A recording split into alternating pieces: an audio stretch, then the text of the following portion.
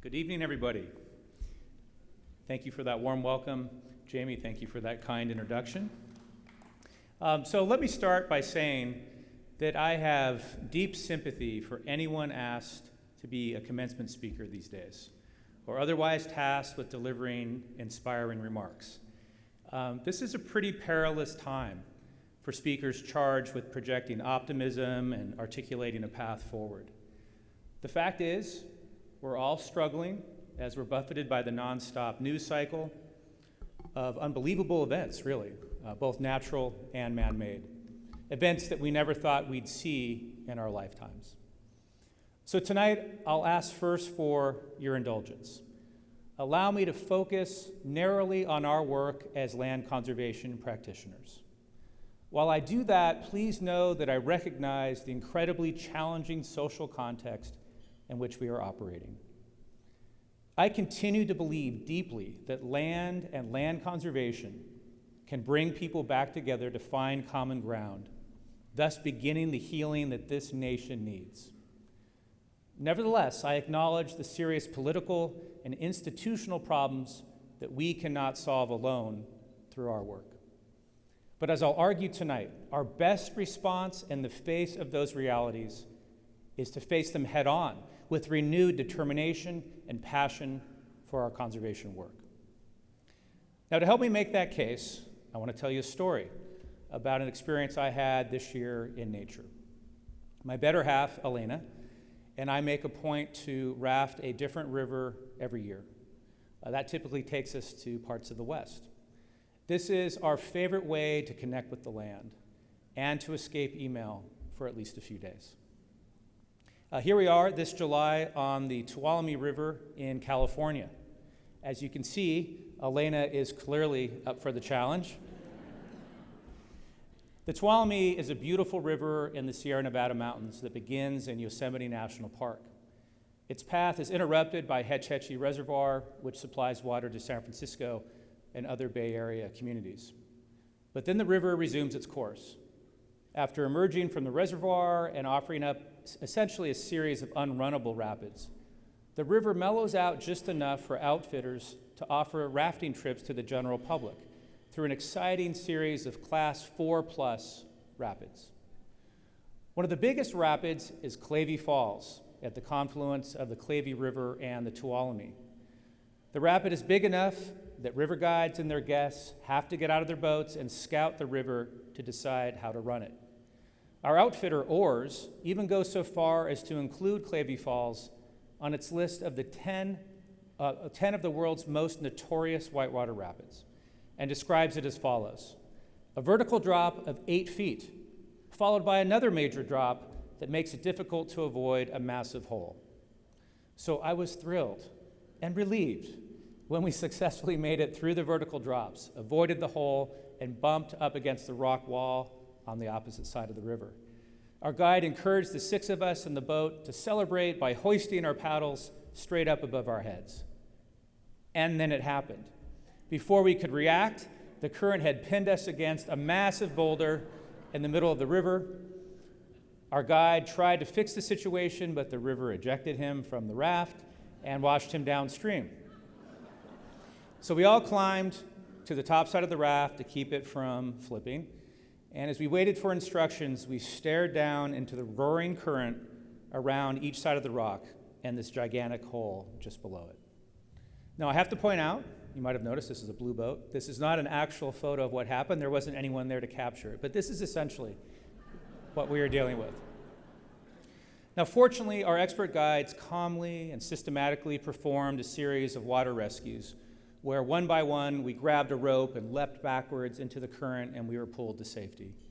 And with no passengers on board, the raft eased itself off the rock and back into the current. Harrowing experiences have a way of focusing the mind and triggering deep reflection. And my experience on the Tuolumne this summer is no exception. One comes away with a greater ability, at least in the very immediate term, to live in the present, to be grateful for your health, and to appreciate what really matters in life. You can also take time to reflect and draw lessons from such experiences to guide you in both your personal life and your professional career. So to that end, I want to share some lessons that this whitewater experience and other exciting and sometimes perilous moments in kayaks and rafts have taught me.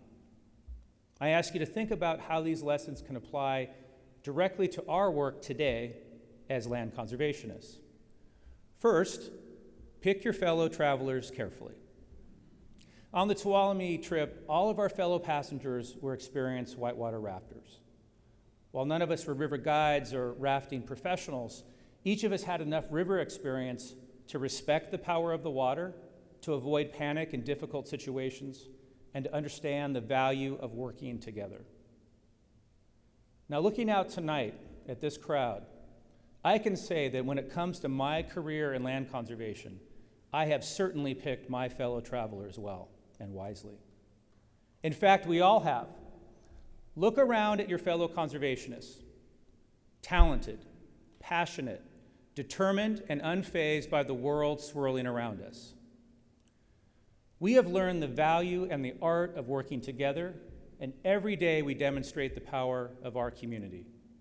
It continues to be a true honor and privilege to work with all of you to advance land conservation in America. The second lesson, take time to celebrate, but don't celebrate prematurely. Maintain your focus on what lies ahead and the necessary follow-through.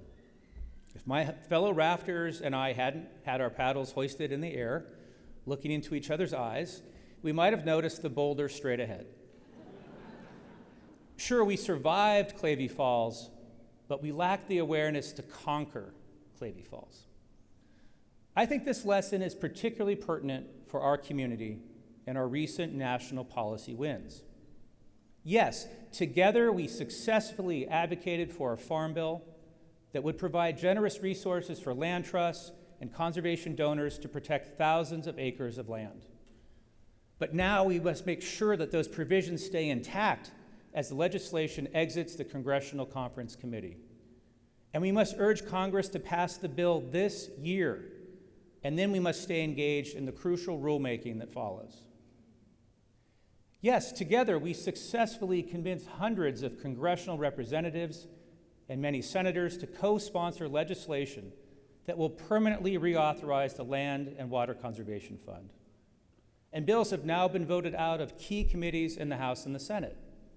But now we must do all we can to compel congressional leadership to allow a floor vote in both chambers to reauthorize LWCF this year.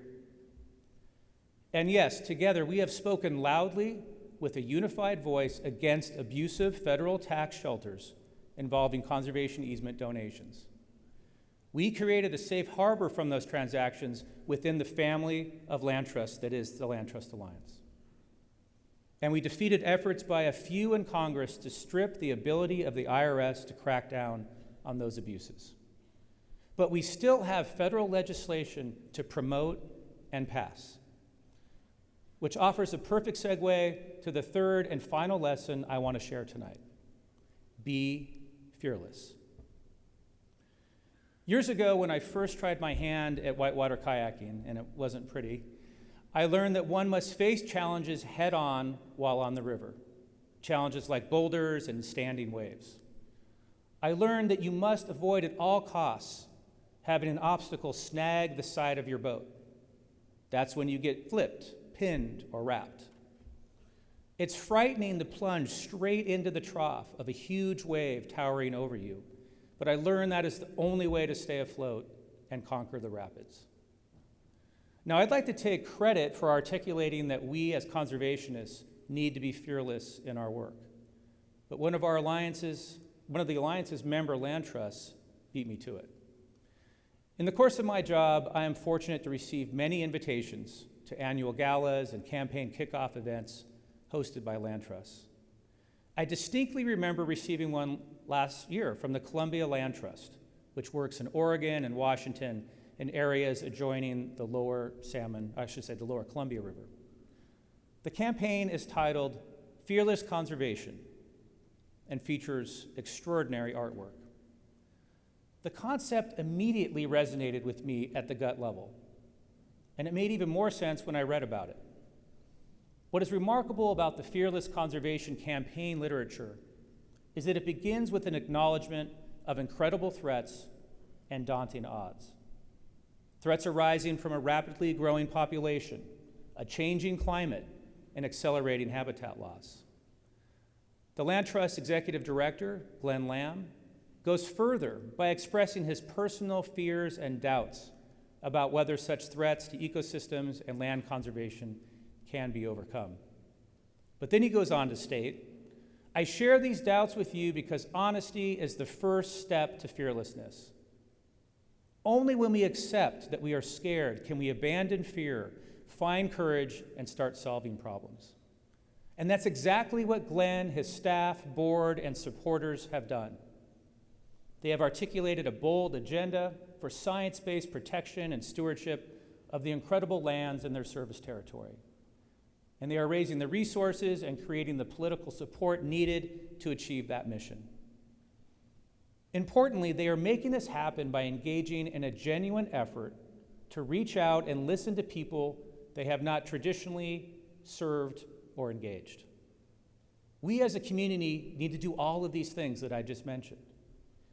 We need to demonstrate that we are not paralyzed by the environmental, social, and political challenges we face. Instead, we need to describe and demand the world that we want to see. Even more important, we need to promote what we can offer the world, to articulate how we realize and will realize our vision, and demonstrate that we understand that building a bigger, more inclusive conservation community means cultivating a new generation of conservationists. Simply put, that's the smart and the right thing to do. Smart because we need to make land conservation a salient issue for a multifaceted, strong, and reliable group of supporters who can generate widespread support and abundant resources for land trusts. Right because we have a moral imperative to bring the benefits of conservation to those who have not had the chance to fully experience them. You are all making this happen through your local community conservation work, and it's time for the Alliance to complement those efforts at the national level. This is why the Alliance describes in our new strategic plan our intention to design, launch, and lead a nationwide public engagement campaign to elevate the importance of land conservation as a priority in every community. This relevance campaign will reach Americans in all places and all walks of life. We'll go beyond the rural and exurban areas that have been our community's traditional focus and into urban communities as well, framed explicitly as a call to action campaign rather than just a public awareness campaign. The ultimate measure of success will be that land and water conservation becomes a priority issue of public concern with a commensurate investment of public resources. We will work hand in hand with you to design the campaign and make sure that it has flexible messages that you can readily incorporate into your local efforts. And the campaign will be carefully targeted to reach key populations with messages designed to resonate and remain memorable. Now, speaking of memorable, I want to share with you, like I do every year, the most memorable road sign I came across during the past 12 months as I visited land trusts across the country. This year's winner came from a trip in August when I visited land trusts in western and northern Michigan. Take a look at this.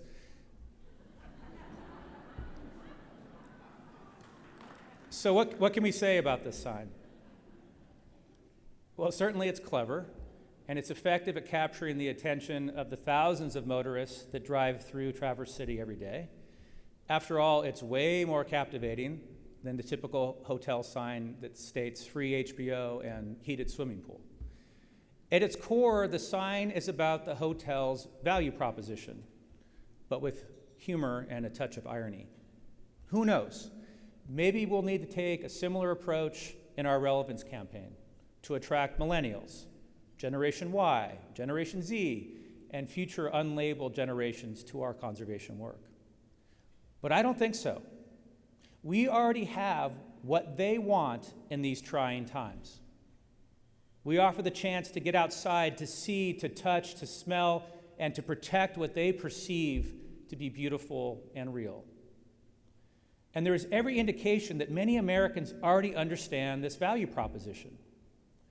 An article in the New York Times from this past July, entitled "The Rise of the Stressed Out Urban Camper," highlighted how New Yorkers are paying up to $650 a night to go glamping on Governor's Island, just off the southern tip of Manhattan. As the article states, setting up camp on the edges of the city itself or just outside its limits, New Yorkers are seeking a way out. Looking to escape their screens, traffic, messed up subways, their bosses, and national politics, many are finding solace in a nearby tent or cabin. But the most telling part of the article is a reference to the 2018 North American Camping Report by Campgrounds of America. That survey of the general American population revealed that 2.6 million more American households camped last year than in 2016. 2.6 million. And campers of African American, Hispanic, and Asian descent now go camping in numbers approaching the percentages reflected in the US Census. The survey also revealed that 93% of millennials surveyed said they would like to go camping this year. 93%. Remarkably, the study's authors summarized their overall findings as follows. Camping isn't growing because there are more RVs, more campgrounds, or more accommodations. Camping is growing because of the basic desire of North Americans to better their lives and fix what ails them by connecting with nature and with each other. Now, obviously, land trusts offer much more than just camping opportunities. But the point is that the American population is inclined, if not desperate, to experience the outdoors. They are primed to fully encounter and appreciate everything that the land conservation, and land trusts can do for them. We just need to get out there and explain all the ways that conserved land can, in fact, cure much of what ails them and otherwise make their lives better. Most importantly, we need to explain how land trusts play a critical role in conserving land, and the Alliance is determined to help you do just that.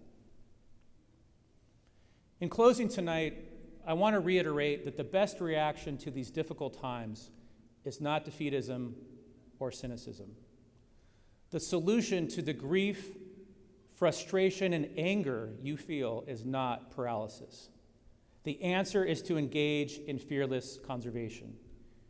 And if you think about it, we are all so fortunate to have that outlet for our energies and passions. As I wrote this speech, I typed the words, "The antidote to despair is action." And that turns out to paraphrase something that Joan Baez once wrote, "Action is the antidote to despair." She was inspired to write those words in 1983, and they make even more sense today. Stick with me, or should I say, allow me to stick with you as you continue to take bold action. Let's honestly and unflinchingly assess today's problems and challenges. Let's compare those realities to the world we want to see. Let's act bravely and inclusively to make our shared vision a reality. Let's be fearless together. Thank you. Good night.